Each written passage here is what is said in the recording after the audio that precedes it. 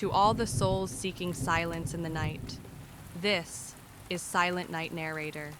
Tonight, as the world drifts into slumber and the rain taps gently on your window, let this true tale guide you into a darker realm, where the line between what is and what might be becomes unclear. Breathe in, relax, but don't close your eyes too quickly, for sometimes true fear whispers, right at the edge of your dreams. The Chronos Labyrinth. Elias Thorne had always sought answers in the cold, hard logic of the cosmos. As an astrophysicist, he'd spent his life mapping distant nebulae, dissecting black holes, and chasing the phantom whispers of dark matter.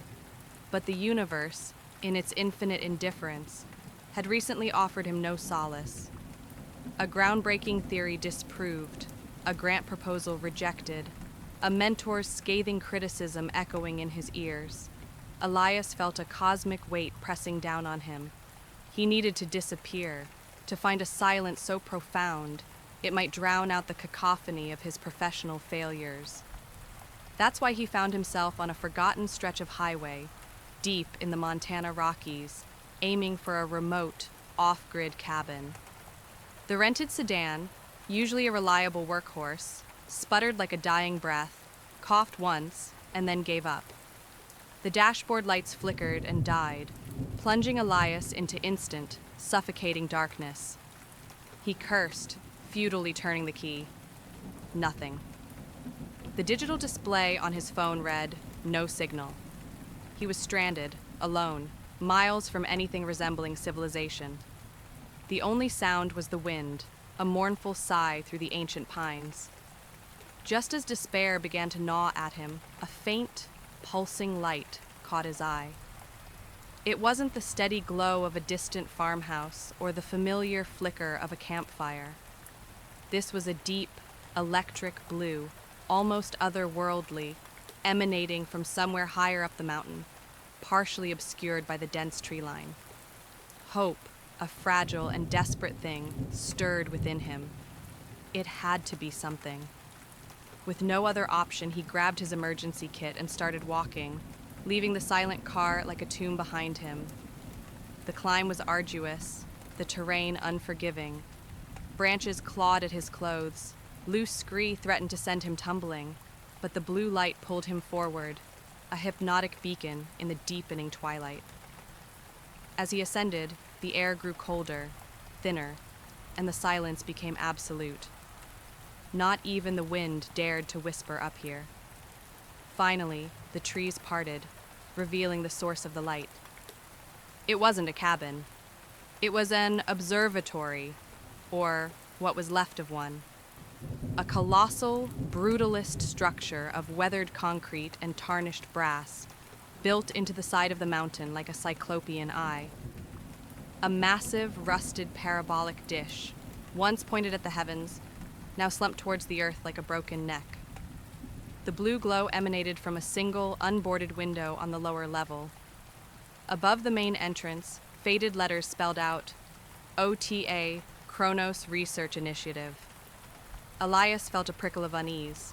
This place felt less like a sanctuary and more like a forgotten monument to a terrible secret. But the biting cold and the encroaching darkness gave him little choice. He pushed open the heavy steel door. It groaned, a sound like a dying beast, and swung inward to reveal a cavernous lobby. Dust motes danced in the lone, flickering fluorescent light that hung from the ceiling, casting long, shifting shadows. The air was heavy, metallic, smelling of ozone and something else. Something faintly acrid and ancient. "Hello?" Elias called out, his voice swallowed by the oppressive silence. He took a few hesitant steps inside. The door, with a soft hiss and a metallic click, swung shut behind him. He tried the handle. Locked. He pounded on it, but the thick steel offered no give. Panic, cold and sharp, pierced through him. He was trapped. He began to explore, using his phone's flashlight to navigate the labyrinthine corridors.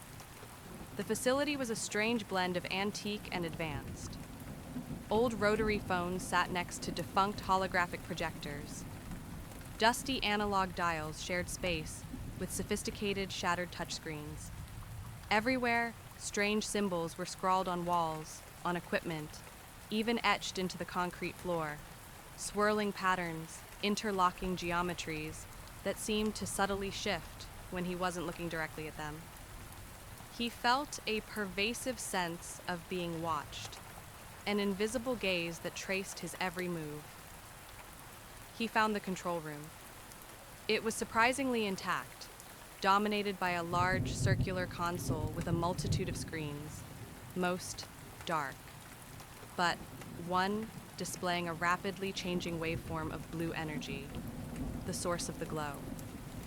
On a battered desk, amidst scattered schematics and scientific instruments, lay a series of leather-bound journals and a ruggedized tablet.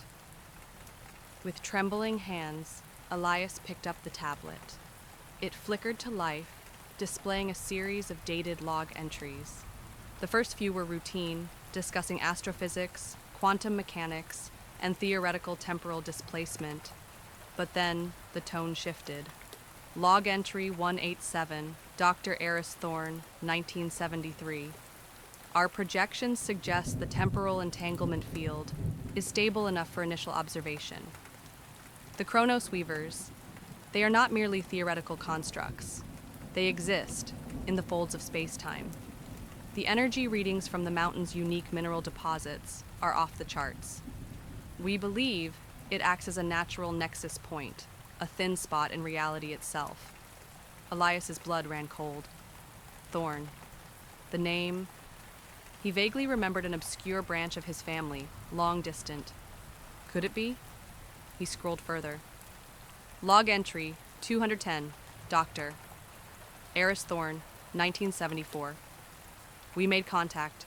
Brief, unstable. They are not physical beings, but distortions, living paradoxes, pure thought forms woven from nonlinear time.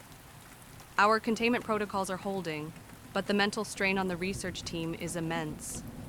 The Labyrinth protocol must be initiated to stabilize the nexus. It is the only way to prevent widespread temporal decay. Elias felt a chill that had nothing to do with the mountain air. Temporal decay? He read on, the entries growing more frantic, more desperate. Log entry 245, Dr. Eris Thorne, 1975. They are learning, adapting. The containment field weakens daily. The Labyrinth protocol.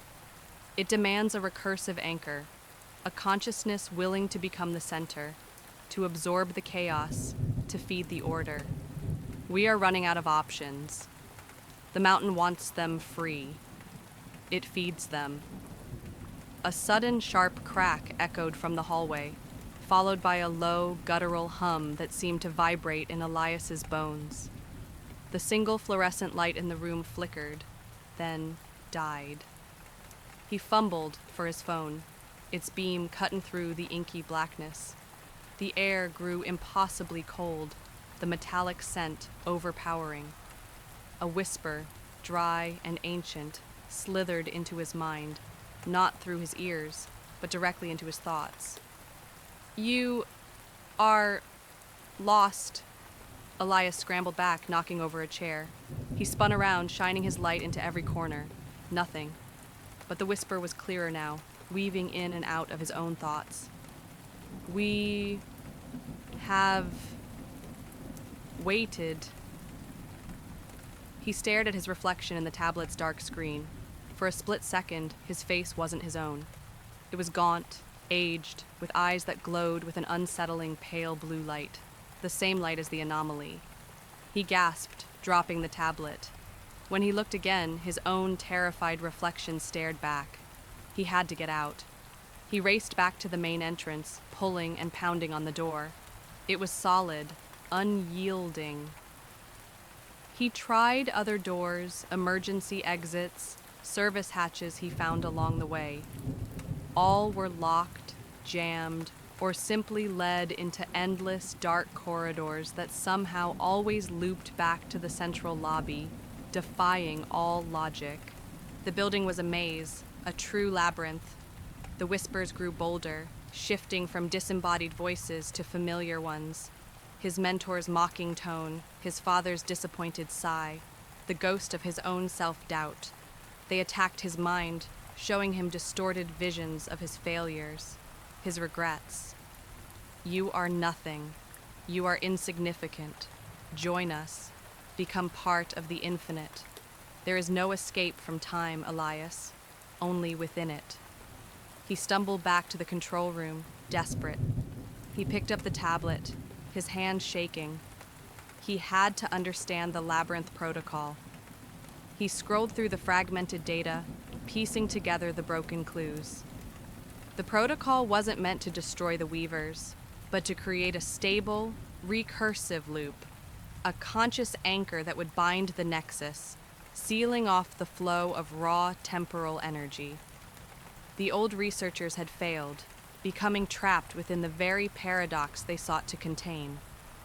Their binding had simply turned them into more anchors, more whispers in the labyrinth. And now, they wanted Elias to be the new anchor. They were hungry, feeding on linear time, sanity, and the fear of those who stumbled into their domain. Suddenly, the air crackled. The blue light from the main console surged, pulsing wildly. Strange, geometric shadows writhed on the walls, twisting into impossible shapes that defied physics. They weren't just whispers anymore. They were manifesting. A figure, impossibly tall and thin, coalesced from the shadows at the far end of the room. Its form shimmered, like heat haze, and its eyes, twin points of that same electric blue light, fixed on him. "Welcome home, Elias Thorne," the entity rasped, its voice 1,000 whispers speaking in unison. The labyrinth hungers for a new mind to guide it. Elias lunged for the console, pain lancing through his shoulder from the fall. He slammed his hand onto the activation panel, simultaneously focusing every ounce of his will, every scientific principle he knew, on the corrupted subroutine in the tablet. He ignored the whispers, the chilling visions, the primal terror. He was an astrophysicist. He understood systems, energy, collapse. He could use their own chaotic nature against them. A deafening crack split the air. The blue light from the console flared, blinding him. The entire observatory shuddered violently, concrete groaning, metal shrieking. The ground beneath his feet bucked, and he was thrown against the console. Colors he had no names for swirled around him. Equations danced across his vision, explaining the very fabric of the universe in a single, terrifying flash. He felt himself being pulled, stretched, as if his very molecules were being ripped apart and reassembled. He saw glimpses of other realities, other timelines. A version of himself still stuck in his stalled car, another walking into the cabin, yet another dissolving into pure energy. He was briefly, horrifyingly, a part of the Chronos labyrinth itself. Then, silence and darkness. Elias woke, sprawled on the cold, damp asphalt of the mountain road. The sun was just peeking over the eastern peaks, painting the sky in soft hues of orange and pink. His car was there, looking perfectly fine, its engine humming faintly. He crawled to it, his body aching, his head throbbing. He reached the driver's side, fumbling for the door. It opened smoothly. The key was in the ignition. He started the car, and it roared to life without a hitch. He peeled out, tires spitting gravel, not daring to look back. But as he drove away, the faint glow of the rising sun illuminated his rearview mirror. He glanced at it, and for a split second, saw the peak where the observatory had been. It was gone, replaced by a sheer, rocky face, as if no structure had ever stood there. He blinked, and it was just a normal mountain. But as he looked at his own reflection in the mirror, his heart caught. His eyes, though still his own, held a new, unsettling depth. He could almost see the faint, electric blue pulsing within them. He drove for hours, not stopping until he reached a small, anonymous town miles from the mountains. He tried to explain to the police, to a doctor. They saw a man disheveled, traumatized, perhaps suffering from exposure and delusion. They listened with polite skepticism, nodding along, prescribing sedatives. He knew they didn't believe him. How could they? It sounded insane even to his own ears. He changed his name, moved to a new city, tried to resume a normal life. But normal was gone. The Chronos labyrinth hadn't kept him physically, but it had carved itself into his mind. Sometimes, when he looked at an old photograph, he saw a fleeting, distorted image of himself from another timeline. Sometimes, in a crowded street, he could swear he heard the faint, discordant symphony of 1,000 whispers, just at the edge of his hearing. His once rigid perception of time now felt fluid, a river with countless branching streams. He'd occasionally catch a glimpse of an event before it happened, or feel a memory that hadn't yet occurred. He was no longer just Elias Thorne, the failed astrophysicist. He was a survivor, a witness, and perhaps irrevocably, a fragment of the labyrinth itself. He avoided mountains, remote places, and especially any building with a strange, unnatural hum. He slept with the lights on, not because he feared the dark, but because in the darkness, the temporal echoes were louder, the whispers clearer. He knew it was out there, somewhere in the folds of space-time, waiting for the next lost soul to stumble into its impossible embrace. And he knew, with a certainty that chilled him to his core, that he hadn't escaped without a trace. He was marked. He was changed. The universe had finally given him an answer, but it was one he wished he'd never sought. And as he stared out at the bustling city streets, the mundane reality of traffic and ordinary lives, he wondered how many other people carried a piece of the labyrinth within them, unknowingly weaving through the endless, impossible currents of time. He was free, yes, but at what cost? And how long until the labyrinth decided it needed another anchor? Sleep well tonight. And if you hear footsteps next door, just remember, it's only the rain. But if, when the story ends, you still hear it falling, know this: